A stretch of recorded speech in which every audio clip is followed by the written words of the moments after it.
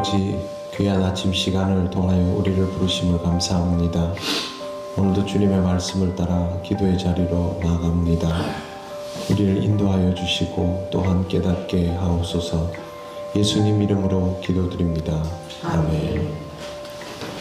찬송가 334장 하나님께 찬양드립니다. 찬송가 334장입니다. 위대하신 주를 나 기억하겠네. 언약하신 대로 날 인도하시네. 저 단비와 같은 은혜 늘 내려주시니 그 크신 주의 사랑 날 구속하셨네. 영광스런 주를 나 기억하면서 앞을 바라보며 나 달려가리라.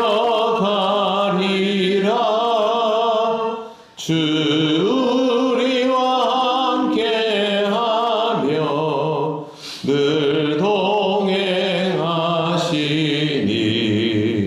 성령의 능력으로 섬기게 하소서.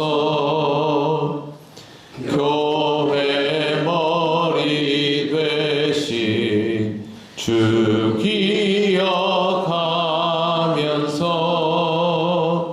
힘과 무기 모두 나 주께 바치네. 참 충성된 종이 되어 그 길을 가면서 주 다시 올 때까지 교회를 섬기리.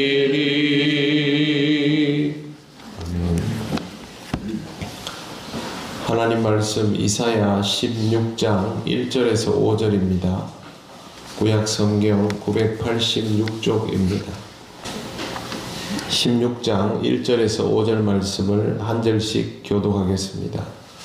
너희는 이 땅 통치자에게 어린 양들을 들이되 셀라에서부터 광야를 지나 달 시온산으로 보낼지니라.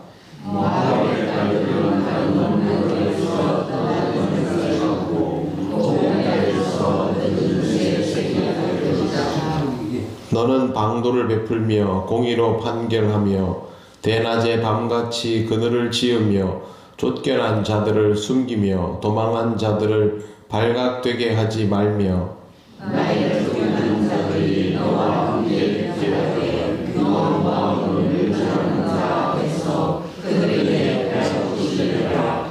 내저 고생하는 자가 아니고 맹절하는 자가 그치고 악재하는 자가 이 땅에서 멸절하였으며. 같이 읽겠습니다.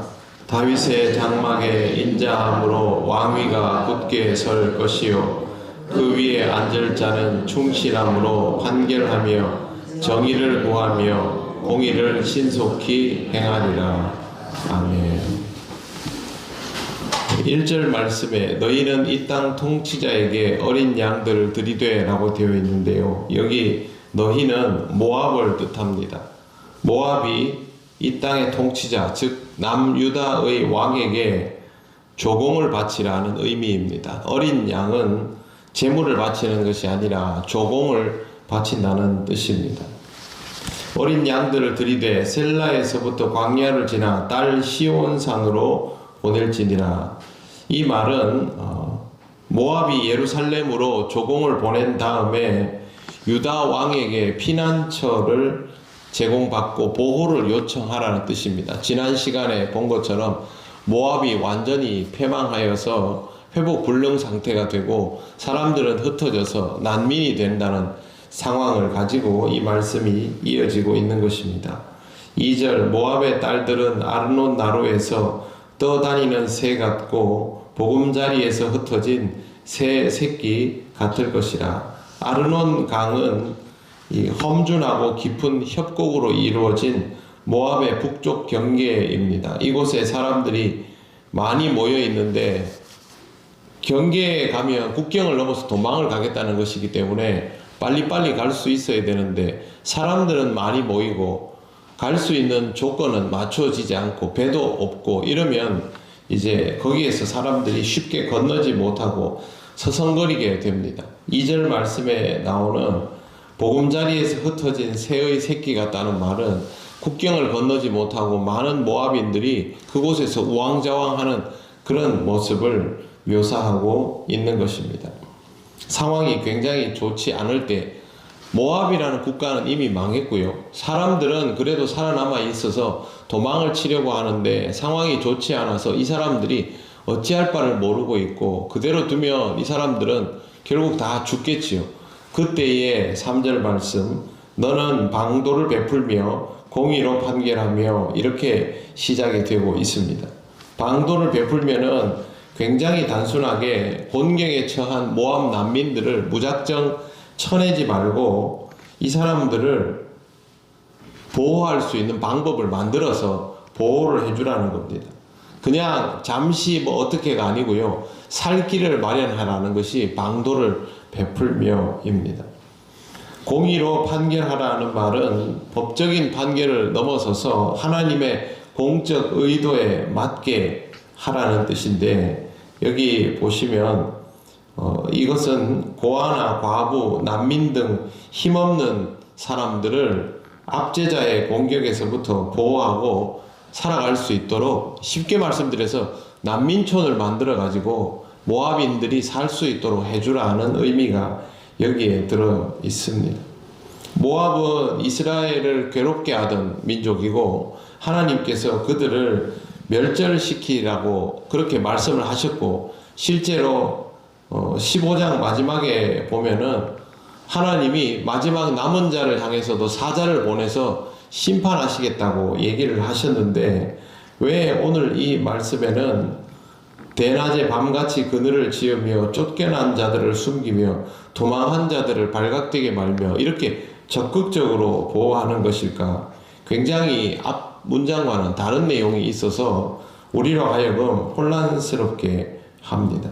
이미 무너져버린 적성국가 모압에 대해서 남유다가 이런 신경을 써주어야 할 이유가 있을까? 실제로는 없습니다. 그런데 하나님께서 모압의 난민들을 내치지 말고 숨겨주고 보호하라는 데는 하나님의 뜻이 분명히 있습니다. 이 부분을 확실하게 이해해야 하나님에 대한 오해가 없습니다. 첫째, 하나님은 심판 중에도 구원의 통로를 확보해 주시는 분입니다.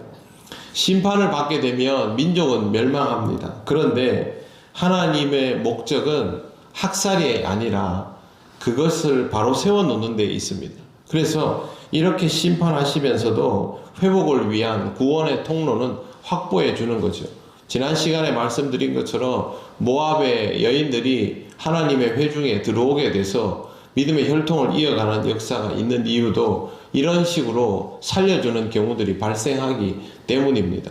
민족의 잘못, 국가의 잘못에 대해서는 분명히 책임을 물어서 이 국가와 민족이 집단화되는 것은 확실하게 막았지만 이 사람들이 하나님의 회중으로부터 보호받고 하나님의 사람으로 살 수 있는 길은 열어두신다라는 뜻입니다. 이거는 예수 그리스도에게로 그대로 이어지는 내용이죠. 그 다음에 두 번째, 하나님은 유다 민족의 정체성을 분명하게 밝히고 있습니다. 뭐냐 하면 유다 민족은 하나님의 종으로 역할을 하고 힘을 가질 수 있으되 군주와 같은 국가가 아니라 제사장과 같은 국가가 되어야 한다라는 뜻입니다. 군주와 같은 국가면 정복하고 없애는 게 목적이죠. 제사장의 국가는 하나님 앞에서 사람들을 회복시켜주는 게 목적입니다. 하나님이 이스라엘을 쓰시려는 목적은 여기에 있는 것입니다. 모압의 난민들을 없애지 않고 살려두는 것이죠. 그런 의미에서 보면 지금 이스라엘은 거꾸로 가도 한참 거꾸로 간 겁니다. 왜 거꾸로 가게 되었을까? 예수 그리스도를 받아들이지 않았기 때문이죠. 예수 그리스도를 받아들여서 자신들의 민족적 정체성을 이해했으면 유대인들은 누구보다 열심인 사도의 삶, 교회의 삶을 살았겠지만 지금은 제사장이 아니라 군주의 국가가 되고 싶어서 자기들 땅에 있는 난민들조차도 학대하고 죽이고를 반복하고 있습니다. 하나님의 뜻을 오해하면 택한 백성도 엉뚱한 길로 가고요. 하나님의 뜻을 제대로 받아들이면 이런 모압의 난민들도 하나님의 회중에 들어와서 회복되어 살 수 있습니다. 절대 하나님을 오해하면 안 되는 것이죠. 세 번째, 하나님을 반역한 민족으로서의 모압은 종말을 고하지만 생명은 피난처를 얻도록 하시는 방법을 하나님은 계속해서 사용하십니다. 근데 이것을 받아들이는 것은 모압 민족의 몫이 아니라 인간 각자의 몫이죠. 하나님의 회중에 들기를 원하는 자에게는 언제든지 회복이 있다라는 것이죠. 우리가 보면 구약 성경도 그렇지만 우리 시대에도 국가와 민족의 개념으로 이걸 이해하려는 경우가 많습니다만 실제로 그 집단성이 한꺼번에 움직여지는 경우는 없지요. 우리 중에도 예수를 믿는 자가 있고 믿지 않는 자가 있고 회복되어 하나님께로 돌아오는 자가 있고 끝내 돌아오지 않는 자도 있지 않습니까? 하나님은 반드시 돌아오는 자를 위하여 길을 터주시는 분이며 돌아오지 않는 자를 심판하시는 분입니다. 이 공의와 사랑의 법칙은 변하지를 않습니다. 그렇기 때문에 우리는 하나님이 어떤 분인가를 정확히 이해하고 하나님의 공의와 사랑 안에서 하나님께 순종하며 살아가는 사람이 되어야 하는 것입니다. 사랑하는 성도 여러분, 언제나 하나님에 대한 이해를 더욱 깊게 가져가시길 바랍니다. 하나님은 공의로우시며 그 안에서 사랑을 포기하지 않으시는 분입니다. 하나님의 공의에 순종하고 하나님의 사랑에 감사하며 하루하루를 살아가는 것이 성도의 역할입니다. 오늘도 우리에게 주어진 삶을 그와 같은 마음으로 살아가시는 여러분이 되시기를 바랍니다. 기도드리겠습니다. 하나님 은혜를 감사합니다. 우리에게 허락하신 공의와 사랑을 통하여 하나님 우리에게 베푸신 삶을 온전히 경험하며 살아갈 수 있기를 원합니다. 하나님을 믿는 우리 모두가 하나님에 대하여 오해하지 않게 하시고 하나님의 뜻을 깨닫고 순종함으로 나아가는 심령이 되게 하여 주시옵소서. 이 세상의 많은 국가들이 여러 가지 일로 다투고 있지만 모두 하나님을 믿는다 자부하는 백성이오니 그들도 하나님을 바르게 알며 하나님의 회중으로 회복될 수 있도록 인도하시고 이 땅에 전쟁이 그치고 평화가 오게 하여 주시옵소서. 우리에게 허락된 이 귀한 하루를 하나님께 영광 돌리기를 원하오며 예수님 이름으로 기도드립니다. 아멘.